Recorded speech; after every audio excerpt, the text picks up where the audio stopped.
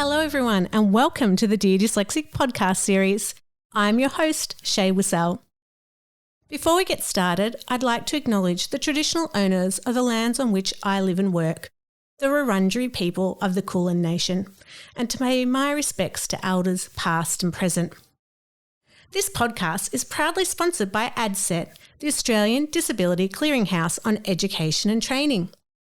ADSET is a national resource that aims to promote discussion, dissemination of information and advice that informs educators, disability practitioners and students with disabilities on inclusive education, teaching and support within the Australian higher education and vocational education training sector. Thanks ADSET for your ongoing support. I'm super excited to be bringing to you this special edition podcast that was live from our 2021 Living Successfully with Dyslexia conference. At the conference, I had the privilege of speaking to three wonderful women who are all very neurodiverse about how they manage day-to-day in the workplace. My guests included Autumn O'Connor, who's the Executive Editor of Teaching and Education at Be Your Best Academy, Tammy McGowan, who is a disability consultant in her own business Square Hole Training and Consulting, and Rebecca Flower, a lecturer in the Department of Psychology and Counselling at La Trobe University. I really hope you enjoy this conversation about neurodiversity in the workplace and the ups and downs that we manage with day to day. Well, hello everybody and welcome to another episode of the Dear Dyslexic podcast series. Today I was hoping to have a really interesting discussion around parenting and neurodiversity. And not just because I've become a parent, or maybe because I've become a parent, that I wanted to talk about this topic and to hear other people's perspectives about how they manage day-to-day when they're a neurodiverse parent. So welcome Autumn and Tammy to the show this afternoon. Hello, thank you for having us. As I mentioned, I'm super excited to talk to you both because we've had some really great conversations around neurodiversity in the workplace. And it got me thinking about how we manage as parents. And Autumn and I are both new parents to the scene. Autumn's baby is only a few months older than my daughter. And Tammy, you've now got adult children. So we've got both ends of the spectrum here today. That's right. I think I'm representing the crone side of fertility in this conversation. And I myself have had challenges day to day managing around being dyslexic and having a baby, which I didn't really think I would, but I really wanted to get other people's perspectives on how they manage and what are some of the things that help you day to day. But before we get started, Autumn, would you like to introduce yourself to those who haven't heard from you before? Because you've been on my show a couple of times now. Okay. Well, I always get a bit stuck in these sorts of introductions. I'm not sure exactly how much to share, but I am currently working at Be Your Best Academy as the executive editor. What we do is we develop professional and personal development courses for neurodivergent adults. And I'm also the founder of Aspie Rebels, which is a psychosocial group for autistics in Melbourne. As Shae said, I am a new mum. My son has just turned 1, which was an unexpected event in itself. We weren't expecting or wanting children, and there he appeared. But I love him all the same. So that's my sort of introduction to, well, being me and this. Thank you, Autumn. That's a great introduction. Okay. No, it is, and it's very true and authentic, so thank you. And Tammy, welcome. We haven't had an opportunity to do a podcast before, so I'm really pleased that you could join Autumn and I for this conversation today. Thank you so much for inviting me. I've been looking forward to catching up with you both. Yeah. Okay. I just spoke right over you. Sorry, Shae. I guess that's probably a fair introduction into who I am. So I'm Tammy. I am a late diagnosed autistic, ADHD'er and dyslectic, and I also have dyscalculia, auditory processing disorder and chronic pain conditions. And I interrupt people because I have trouble guessing when they're going to speak or not. I have 4 adult children, 3 birth children, and 1 stepchild. And so I've been doing the parenting thing now. My oldest is 28 and got married this year, which was whoa and wonderful. Very, very excited to be increasing the members of our family. That's one of the cool things about having children, is that you get to increase your family every time someone starts dating somebody. So that's pretty cool. I haven't talked about work. Okay, so I have a 15-year history in the community services sector. I've worked in education. I've worked in alternative care or foster care, and a long time now in disability. And I am a disability advocate and an independent contractor. Thank you. And I have to say that you look way too young to have a child that's 28. Thank you so much. It's because I've had my hair dyed, and I don't mind your listeners knowing that, because I was taken into surgery 4 weeks ago, and the nurse asked my husband if he'd be waiting for his mother in the waiting room. So I decided that aging gracefully was not going to be a thing. So I started going grey at 21, and I'm now 48 and going backwards in trying to pretend it's not. Well, I just got my hair done last weekend, and the week before, Ava and I were both sick in bed, and I just had a meltdown. I was under the covers crying because I'd been waiting for so long after lockdown to get my hair dyed and cut. And I was just like, this is the tipping point, the beginning of the end. Well, you've got your hair cut too by the looks of it, so you're looking lovely. Thank you. So hopefully the audience will forgive me today if I'm a bit slow, because I'm really tired, even though Ava is sleeping through the night at the moment. I don't know if my body's trying to catch up on 8 months of no sleep. So if I'm a little bit jumbled, please forgive me, because I don't feel like I'm on the top of my game today. And I think that's maybe one of the challenges of being a parent, and then on top of that, having a neurodiversity or divergence, or whatever word people would like to use. So Autumn, what have you found as a new mum, juggling work and motherhood and everything else? Well, I actually find, yes, it's difficult, but for me, I cope because of my partner, and I'm really thankful to my partner. He has the role of stay-at-home dad while I work, and he also has a tendency to be really nurturing and caring towards me generally, even before we had children. So when I get overwhelmed, he helps me through that. And I think that's actually a really big ask, because having a 1-year-old and having, even prior to that, a baby that goes through sleep regressions, it's really intense. And, he manages my overwhelm and my intensity, and also our kids. And I think part of it as well that makes it actually also really cool is that I work from home. So while I have a home office and my son's not really allowed to see me while I'm working, because we close the door, I do take my lunches with the family, and whenever I pop out to make a cup of tea, I sort of sneak a little baby cuddle, or I get a little chat. When I sort of want to talk a bit about, I guess, how I feel my neurodiversities makes me a better mother, and maybe Tammy has similar thoughts, and maybe you as well, Shae. But I feel like because I had a difficult childhood with my neurodiversities, I want to put forth the best possible experience for my son. And I've noticed already that he has some autistic traits. And while I don't really believe in early childhood diagnoses, I have noticed some things that really are quite significant that really couldn't be anything other than autism.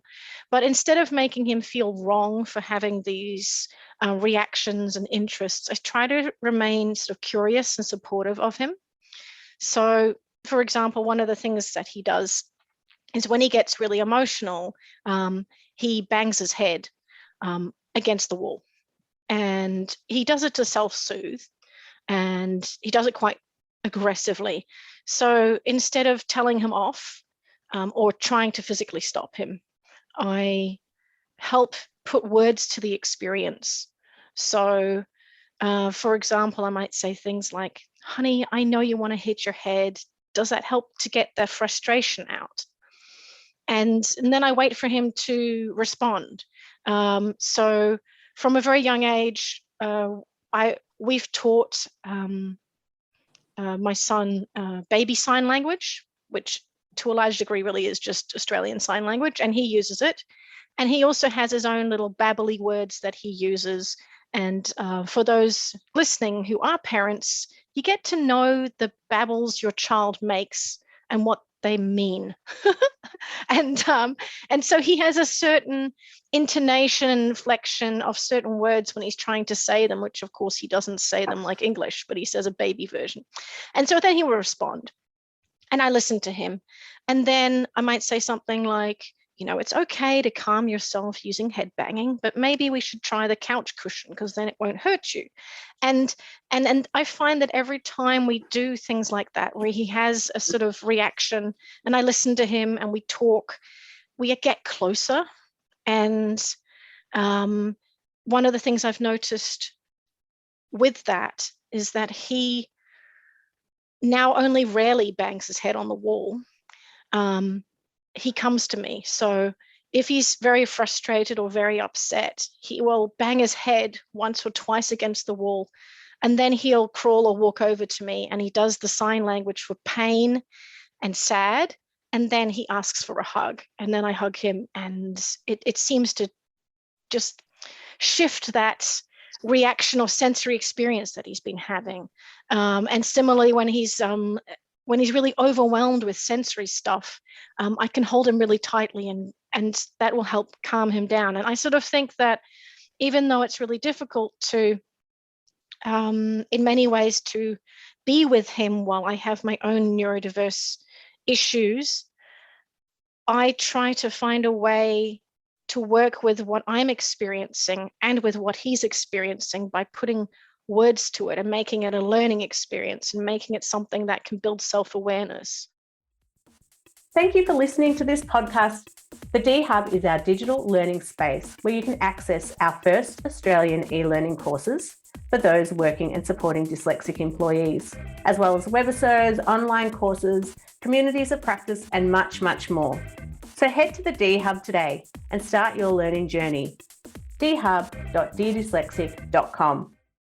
Because you've been diagnosed with autism, it enables you to mother in a different way compared to, so, you know, like dyslexia is generally genetic. So, you know, my dad, if he'd known he was dyslexic when I was growing up, I might have been supported in different ways. And because you know that you have autism and dyslexia, that you're already in tune to how you can be helping your son if he does develop either those neurodiversities, which I think is really special. And I think it might help as generations go on, that if parents already know that they're neurodiverse, that their way of approaching parenting might be really different to how we were raised, because our parents didn't know.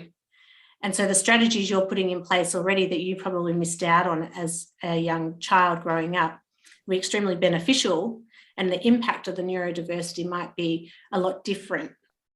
Does that make sense? It does to me. What do you think, Tammy? I absolutely agree.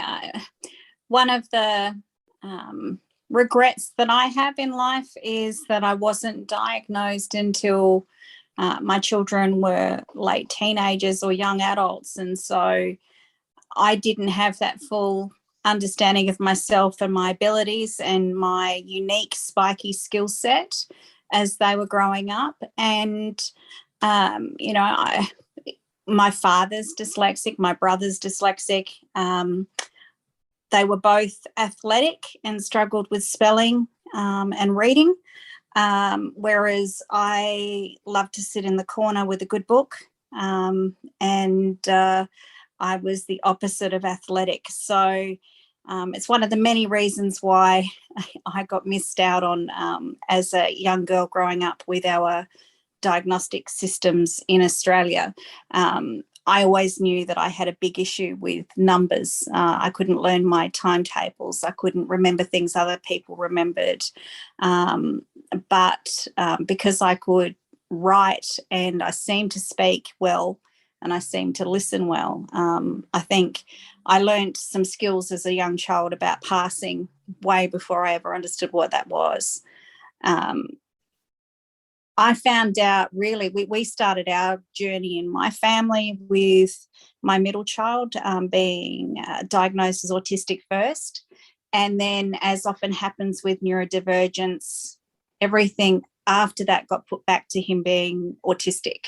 And so I was fighting the system really from day one, the battle to have the diagnostic process for autism and ADHD, and then going privately to explore vision impairment, hearing impairment, and dyslexia, because I didn't believe that just being autistic was the whole sum of everything that was happening.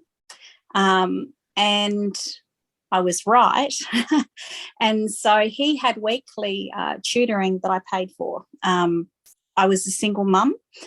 So again, in a different situation, my ex-husband left when my eldest was 5 and my youngest was still a baby. And he moved 6 hours away. So I was very much on my own, and again, not understanding my own neurodivergence. And so I really relate to what Autumn has been talking about around the connecting and communicating, and that unique bonding that we do to try and meet our children where they are. That was certainly how I stumbled through parenting. One of my children is still not formally diagnosed with dyslexia, and I'm confident that they are dyslexic. But now we have to go through the NDIS system because they're already, a young adult. I'm not sure if that answers the question. I think it was more a comment. I thought Autumn did ask you if it was a question. Well, lucky I've already apologised for my brain not functioning 100% today. That's two of us. How do you think that being diagnosed later in life, did that then change the way you parented, or did that influence how you parented, how you parent? Look, I think it did change in the sense of we're all on the same playing field now. I tried hard to find that balance between being helicopter mum, knowing that my kids and myself were different from other people, and allowing them to have freedom. I tried not to push too hard on the academic side. But I mean, parenting is super hard, isn't it? And I know that while I tried to be supportive and while I tried to make sure that we had all of the supports that we could have in place with the diagnoses that we had with my children at the time, that if we'd had more information and more resources, definitely there might have been better outcomes for the kids as far as their immediate after school opportunities, as far as employment, etc. we really just muddled our way through as a very confused household, I think. They'd ask me for help with homework. I'd have no idea because of my own spiky skill set. Some of the kids were way better at maths than I was. I was better at research than they were. A couple of them loved reading. A couple of them found it so hard. I think that they would feel that they missed out on a lot of opportunities. And, I'm just hoping that when your kids are primary school age, that we will have been able to create enough of a social movement for dyslexia and learning disorders to be properly recognised and actually funded and resourced, so that families can get early diagnosis and can have access to services. I was in a position of case managing my own family when I was neurodivergent too. And so that was quite a difficult journey, because I had to communicate between the kindies and the schools and the high schools and the different support agencies and, the tutors and the kids. And so, I'd love for it to be a lot easier for you both as your children, grow into young people and then adults. Yeah, it would be nice. I don't know how much of a change we'll see in the next 5 years, unfortunately, but the movement is happening, I think, particularly in primary schools at the moment. I do worry that when Ava gets into primary school, I know that probably by grade 4 I won't be able to help her with any maths anymore. My partner said, we have to just start learning maths. And I was like, oh, God, learning maths. Oh, please. Yeah. Just 1 + 2 oranges, 3 oranges, right? But as soon as there's an orange and an apple and a banana and there's a train going at 500 kilometers an hour, and what is X? It's like, I don't know. Right. I'm so glad my partner can do that, because you've lost me after you had the apple. I think that's probably an experience that all three of us have had, even though we don't all have the same neurodivergent diagnoses, is that we have been aware that we're struggling for as long as we can remember. And we know that we're really good at some things and really, really not coping with other things. And we know that pressure of everybody around us to, just try harder. You could do this if you just applied yourself. You're so good at these other things. Why can't you be better at those things? And I think that that's something that we don't want to put on our children. I tried not to. That we have that understanding of that it's not as simple as just we can learn it. I can look at something every single day and I can try the singing it, writing it, etc. I'm still only going to remember 2 phone numbers, and only because they haven't changed for 13 years. I have no idea what my kids' phone numbers are. And I forget my ATM code most of the time. I was never going to be able to learn maths to help the kids. But what I could do was pay someone who knew what they were doing and beg people to help. And I guess that was my way of managing not being able to support them with those types of things through schooling. Something that I've noticed when you were talking, Tammy, is, and from the question of getting diagnosed late, I was diagnosed late with my autism. And so you said you sort of I can't even remember the word you used, kind of like, I'm going to use squished because I can't remember the word you used, but kind of squished through things that became a bit just trying to get things done while not knowing who you really were. And then when you knew who you were able to interconnect situations more and become, a more organized, more connected parent. Yeah. And I kind of reflect on that. And I think, although I don't know if I'm a good enough mother, but I do think that because I'm more confident in myself, and my diagnosis. So it's not so fresh that I'm not sure who I am.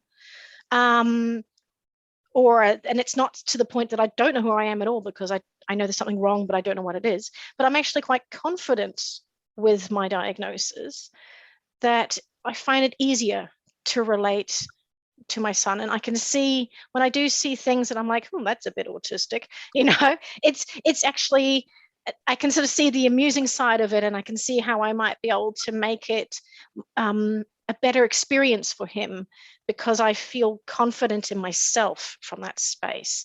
And I think that that's sort of an important distinction. Of course, everybody who's becoming a parent isn't necessarily in that perfect sense of being confidently in their diagnoses. Some of them might be undiagnosed, some of them might get it later, some of them might still be in that kind of frantic finding out that you are a certain diagnosis and what does that mean, and a bit all upheavally. But I do think that I am a better parent now than I would ever have been, 3 years ago or even 10 years ago, just because I have a better understanding of who I am with my autistic dyslexic identity. Is that, do you kind of feel like that might be the case for you too? Do you have less expectations? Sorry, Tammy. No, you're good. You go, Shae. I was going to say, do you have less expectations on yourself? Because I know now, I know I'm really disorganized and I'm probably going to forget something. So part of me now, I have a bag specifically packed for Ava so that I know that I won't forget things. So I'm putting strategies in place like that. But I also know that means that I'm really flexible. So it's okay if Ava doesn't go down at a certain time, or if something happens, or, I have to go see my mum because she's had a bad day or something. So I think that being dyslexic has always made me be really flexible and adaptable. And so I think that's really helped in having a calm home environment where we're not too stressed or anxious about things, which I think 10 years ago, I would have been really different. And even though I worry about, what happens if Ava is dyslexic? How do we manage it? Or she's wriggles so much, is she ADHD? Or, I'm already trying to label her and I shouldn't be doing that. But I think in that sense, it has helped to know where I need help and where I know I can manage really well. Yeah. I was just reflecting back on what you're both saying. And I think that even though I wasn't diagnosed, I was, of course, still neurodivergent. And so I did squish my way through things, including parenting, and I developed my own coping strategies, my own way of doing things so that I could manage the household and the children on my own. And then I had to adapt again when I fell in love and partnered up with a single dad. And he had the opposite way of doing everything that I did. And that was the challenge, trying to do joint parenting and all of that after I'd been so independent. But I think one of the reasons why it was so difficult for one of my children to be diagnosed was because I had unconsciously created a very autistic friendly environment, because I was creating a home that was comfortable for me and communication that was comfortable for me. And so it was really only the non-autistic and non-neurodivergent family members that were impacted by our family life and our lifestyle, not the autistic ones. I kept everything very simple.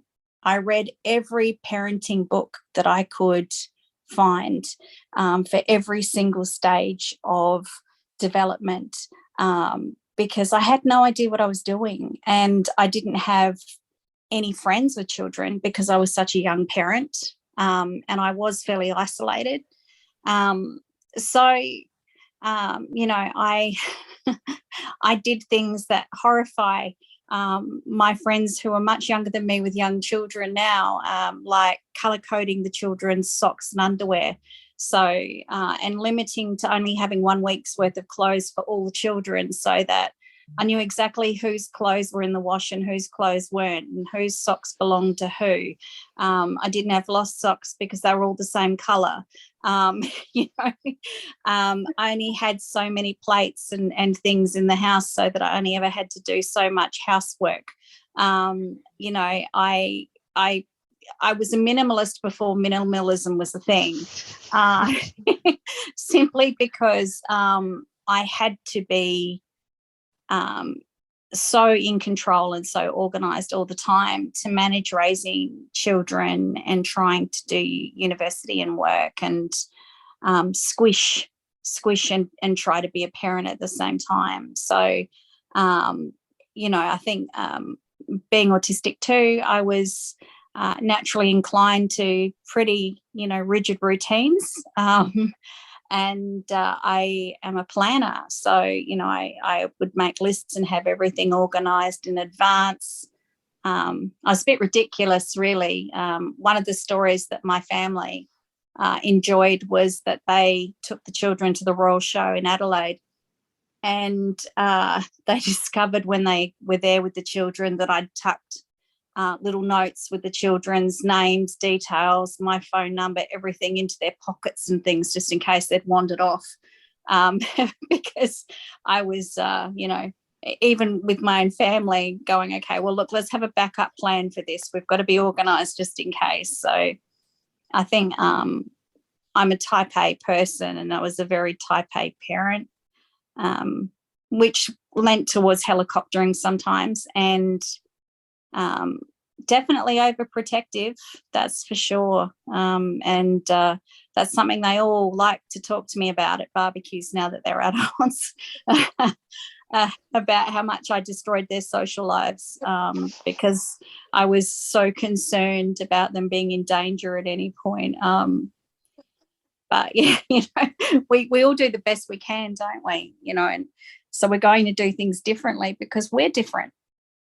Laughing at the socks because my sister came over the other day to help, and every sock is odd, and I end up wearing odd socks, and she's like, my God, how can you have so many odd socks? And Daniel's like, I know, I've given up. And I was just like, he's just like, even Ava's socks are odd. And I don't know, I just throw everything in the wash and it comes out how it comes out. Yeah, that's so with us too. And I was like, I just don't care anymore. Like, since being a parent, I've actually stopped caring on a lot of those things. So while I hear you, Tammy, being a bit, you know, really controlling, I think I would have been like that, you know, 10 years ago. In fact, I was very much. My partner's been breaking down those barriers. But now I don't really care as much. So it's like, these two socks fit me, I'm wearing them. They don't match, but they fit, right? You know, like, Yes. And it really is just that. And the same with when when I first became a parent, you know, I had all the clothes and I was being all really beautiful and everything. And now it's just like, this is clean, you're wearing that and that. And it's just like, you know, he's wearing a stripy top and, you know, like a palm tree pants and a green sock and a blue sock. And that's what he's going out in. And I don't care. And it's just like, well, it's clothes, it does the job. Who's going to judge you? You know, if anything, they'll think you got a snazzy style. So like, that's fantastic. That's fantastic. I think I would have saved myself a lot of those grey hairs that I have now if I could have been more relaxed in that way and not so concerned about trying to do it properly, with this imaginary idea of what properly was based on the books I was reading, because I didn't really know anyone who was actually doing the do. And I certainly didn't fit in with the other school moms. So, you know, yeah, it's great to hear that you are, you know, feeling like the judgment thing isn't a thing. That's really wonderful. I think actually COVID kind of helped in that sense, because, you know, we're all under lockdown. So I couldn't go to any of those parent groups. I couldn't go into any of the even just the social groups, the play groups. So we had no one, and we're kind of, you know, raising him in a void.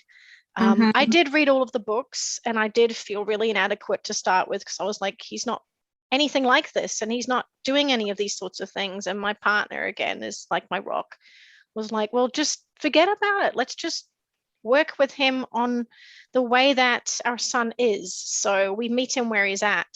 And the sign language, as I said, has been this huge thing that works spectacularly. Just some of the, he knows a lot of signs.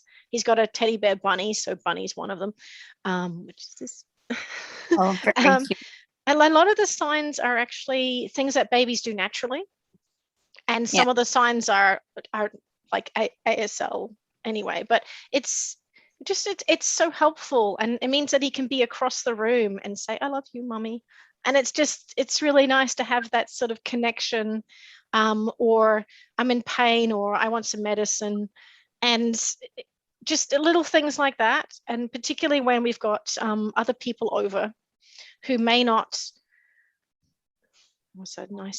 who may not be as understanding of his needs, his sensory needs, because he's a very sensitive child who gets very overwhelmed with a lot of noise and attention. He needs quiet time.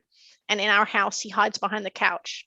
There's a space where he can just sneak around and he hides behind the couch to have quiet time. But when you've got people over that constantly want to cuddle him and pick him up and talk to him, and he doesn't get that, then he can actually sign help from across the room. And because they don't know what sign language is, you just see him do the little help sign. And it's like, I go over there and say, oh, I think he just wants some mummy time. And I take him out of there. And it's really helpful. It's really built our relationship. And he does it with me and my partner as well. So that's wonderful. That's really wonderful. I hope that one of our 4 produces children, although when I say things like that, they always feel so pressured. And of course, they don't have to have children just for me. But it would be wonderful to get a do-over as a grandparent, to be able to come in there knowing some of the stuff that I know now, and having had some of those experiences, and just that better understanding of who we are and who we're meant to be, and the rest is all malarkey. I wish that I could, I hope that I'll get a chance to influence positively my children as parents, and being a grandparent potentially one day would be great. Yeah. I think you've probably been way too hard on yourself, Tammy. You look in the rearview mirror, and one of the things about having young adults is that they're now at that stage where they're starting to realize that mum was never a superhero or a supervillain. She was just a human being. As they're starting to go through their experiences, I think they're reframing their own childhoods, and there'll be some bits where they were like, you were really crap at that. And there'll be other times where they're like, hey, you were really good at this. And it's an interesting phase for me about getting all of that honest feedback now. I've done a lot of apologizing for things I could have done better. But I'm also really proud of how well I did, given that I have so many different disabilities and I was so young and I was alone. I'm really proud that they're all incredible, wonderful human beings. The self-esteem issues that have come for them for being neurodivergent haven't come from me rejecting them, or from me putting expectations on them or expecting them to behave in a certain way. And so I can be proud of that. And I certainly, overprotective, yes. Also managed to keep them safe a lot of the time. So you weigh it all up when you're looking in the rearview mirror, I think. Well, I heard somewhere that parents I think when we start out with teachers and we progress to mentors and then consults.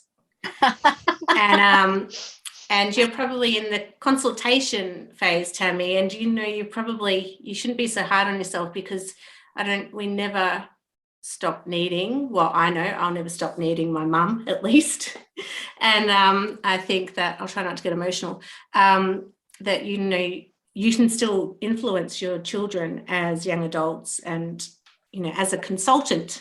Yes. And giving them the strategies and support, because our disabilities or diversities never go away, and we still need help constantly. I still need help, whether it's my partner who's helping me, or my mum or my auntie reading my papers for my doctorate, like continuously. So I think, you know, your children are still going to need that support and guidance. It's just in a different phase of their lives.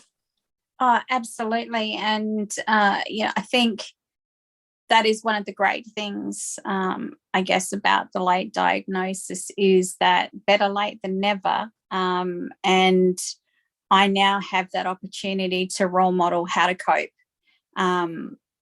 in society, knowing that you're neurodivergent, and I can role model, how to advocate, how to ask for what you need, and how to challenge systems and challenge authority when things are unrealistically unfair, and how to cope when things are unfair and you can't change them. There's so much role modeling that I can do now for my kids, and also for my friends and my friends' kids, wherever I can. So yeah, it's definitely not all over. Like you say, I think when I have all the family together and we're just a bunch of stray cats, trying to catch up over dinner or whatever, and all the dynamics are still there no matter how much older everybody gets. And you're still parenting. It's just it's kind of like you're in the passenger seat and they're driving now, instead of they're in the back seat and you're driving. It's a strange thing. Yeah. Are there any words of wisdom that you could give parents that might be listening about for themselves, not so much about, because we could have whole different podcasts on parenting neurodiverse children. But this is really around us as parents that are neurodiverse. So is there anything that you think that you've learned, Autumn, as a new mum? And, COVID was really hard for us, being locked up in Melbourne for so long, not having any types of support. But as a new mum, is there anything you might want to share? I think possibly two things. The first thing that I have discovered is that, at least for my son anyway, when I reflect on being a parent, I think as a society, we think our children don't understand anything. So I think a lot of parents may not speak to their children in adult ways and may not give full explanations of what's going on. And I think that that's actually a disservice. And you certainly see it in children. And not that children can't have this joyful, childlike experience of the world, but there are a lot of children that I see who don't seem to understand how things work. And perhaps this is a autistic expression on my part. But like I explain things in adult descriptions to my child. So for example, it was his birthday recently, and he was fascinated with the fact that he had balloons that were floating like up in the air, so had helium in them. And he just couldn't get over the fact that these things were floating when everything else falls. So I just told him that helium is a gas that makes things, stay up. It's the opposite to gravity. And I sort of made it a teaching moment, I guess. And we actually have a board book for him, which is called the ABCs of Space, which we bought as a joke, really, because it talks about physics, and, A is for asteroid and stuff, B is for binary star, that sort of thing. And when I told him that, he was like, okay. And then he came home later and we brought the balloons, and he went over to his board book, and I was like, oh, okay. And then he went over to the page of helium and he's pointing at helium. And I just thought, he clearly knows what we're talking about, and he's won, and wow. And it's just sort of like he's unscrewing bolts. So our table, we have to constantly go by and readjust it, because he's decided that he wants to unscrew things. Because I told him I told him that the bolts hold on the table legs and they, righty-tighty, lefty-loosey kind of thing. And now he's trying to unscrew everything and deconstruct everything. And he goes over to chairs and goes, this has got a different bolt in it than that other one, like he sort of points out these things. And I sort of thought, well, a child is not a little nothing. It's not a blank slate. It's this amazing, brilliant person that has the capacity to fully understand the world if only you're willing to share that with them. And from me being autistic and my partner having his own neurodiverse conditions, we're very intellectual and we certainly impart that on our child. But the more we talk about things in an adult way, like explaining life and things, the more our child seems to want to know things. So when adults talk to my son in a baby way, he looks at them like, what are you doing talking to me like that? Like he seems to understand that this is not the way that someone should speak to a child. And I sort of think that's an important thing to kind of put out there to parents is children have the capacity for so much. And if you just, share this knowledge that you have on whatever topic, I mean, it doesn't mean, you may not know anything about physics, it may not be your thing, but if you know a lot about fixing cars, then if you're carrying your baby there and you're I don't know anything about fixing cars, but so if you open up the boot or the thing where all the stuff is, and then you talk to them about carburetors and pipes and then you actually fully explain it, this will actually be an exciting learning, for the child, and it will grow their language capacity and their brain and just their curiosity. So I really want to say that. I think that's really, really important. And the other side of it is I have learnt very much to be okay with whatever I am experiencing. So what is, and this is something that I think is important. I have my own issues, my own mental health issues, my days that I'm really not feeling it, the times that I get really overwhelmed, where I forget things, where I can get so emotional that I actually can't deal. And when I have my partner around, he steps in and goes, Autumn, you need to take time out. And I just, he basically shoves me away from the kid. But when he's not around and I have just one-on-one with my baby, I have got into the habit of actually telling my baby how I feel. So I say, Mummy is really emotional right now and she can't focus on things. And, I'm really sorry that I can't be the mum that you really need right now because I can't, my head's all fuzzy. I try to explain in the best way I can. And I've actually noticed again that my son understands, and in a baby way, yeah, he understands. And so he either comes to me to give me a cuddle. He's tried to do that when I've had an asthma attack, which I just thought was amazing. He stops what he's doing and he goes over to me and tries to hug me better. And in other ways too, he just, he either calms down if he's been a bit screamy, or he just plays quietly. But there is this understanding. And I think if we as parents can show our authentic self, then that actually makes the child better, I think. I can't think of the words to explain it entirely.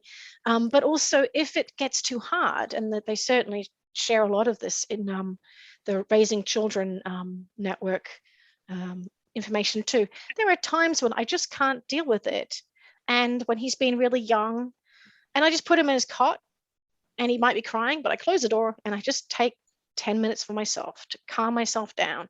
So it's not that I just, I'm not aggressive to him. I will put him in his cot so he's safe, and then I will go, because it's okay to take time for yourself, and it's okay to step away. And it's okay to be in your head, in your own messy self. If you are aware of what's going on in yourself. Does that sort of make sense? So my summary is: 1, your child is an amazing, capable, brilliant young human. So talk to them like they are that. And 2, if you are feeling whatever you're feeling, you can either tell your child that, which will help build their emotional responsibility and awareness, or you just take time for you, and it's okay to step away. Tammy, what would you like to add before we wrap up today? Oh, I'm so sorry. No, don't apologize. No, that was fantastic. And it's been a great conversation. I'd like to have more. Again, I'm so sorry, Shae. That was beautiful, Autumn. That was so well said. There is no such thing as a perfect parent. It is fraud. I'm telling you, it is a myth that has been created, and you are not going to meet a parent who has never raised their voice, who has never lost it, who's never needed time out, who's never, wished their lives away and been frustrated or just burst into tears with frustration and exhaustion. That is parenting. There's no right way to parent, or no excellent parenting technique. We all just do the best that we can and hold on for dear life. And look, I love everything you say. You just delight in your child. Love them for who they are. Drop the expectations. Stop looking at the developmental milestones or worrying about what grade your child's getting compared to other kids. Love the child you've got and be their ally, and fight like a lion for them when you need to, and make sure that everyone around them, particularly in school where it can be so hard, that they have all the information they need to support your child, and that they are absolutely championing your child, and be their ally at home, be their safe place to return to when the world sucks, where they can have their privacy and their time out and just be adored and delighted in. That's if we can do that, we're all, even some of the time, we're all doing a great job.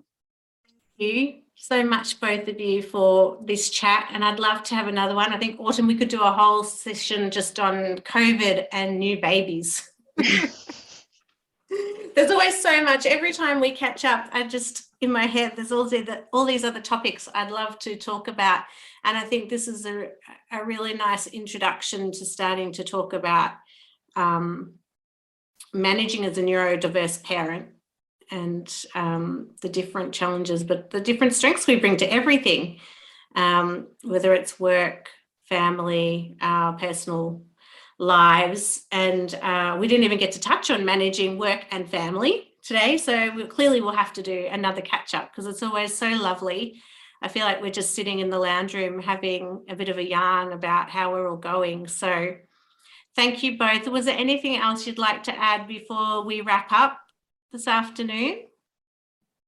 Only one thing I want to just throw over to Tammy was, you were a single mom, and that is amazing. When I was sort of reflecting on my experience as a mother last night, I got quite emotional with my partner and said, if it wasn't for you, I don't think I'd be able to be a good mom, and I don't think I'd be able to manage anything. So I was raised by a single mom as well, and it's hard. It's hard to do it all by yourself, and I'm so lucky that I have a partner who can step in and be there for me when I'm having challenges. But there are, of course, many other people who don't have that. They're either a single dad or a single mom, and they're or a single person, a single parent raising a child, and it is hard. So I think that you should, or try to, give yourself a little bit of love about that. You did it by yourself, Tammy, and you had multiple kids. With life as well, and amazing strategies. And you didn't know that you were neurodivergent. So well, I was very, very lucky to fall in love with an incredible man who got us all through the teenage years together somehow. So I can only take credit for the childhood, not the whole lot. I absolutely have to share credit there with my husband. We have more opportunities now than ever, thankfully, with the internet, which I didn't have back then, to create our own communities, reach out to other neurodivergent families, listen to neurodivergent adults talk about their experiences to help you be a more comfortable parent and more confident in the way you're parenting. Whether you've got a massive family and support system around you or you're alone, you can still build your own community and get that support that you need. Thank you both so much for this chat, and we'll have to come together again for another chat. Maybe we'll do a Facebook Live next time. Cool. That sounds like fun. That would be great. If you'd like to find out more about Autumn, Tammy or Rebecca, or to watch any of the other episodes from our conference, head to the D Hub. And if you haven't done so yet, make sure you sign up to our mailing list so you can keep up to date with everything we're doing, including our advocacy and awareness work, peer support programs, research, and the D Hub, our digital learning platform for all your needs. If you love this podcast, well, why not sponsor one today? To find out more, head to deardyslexic.com.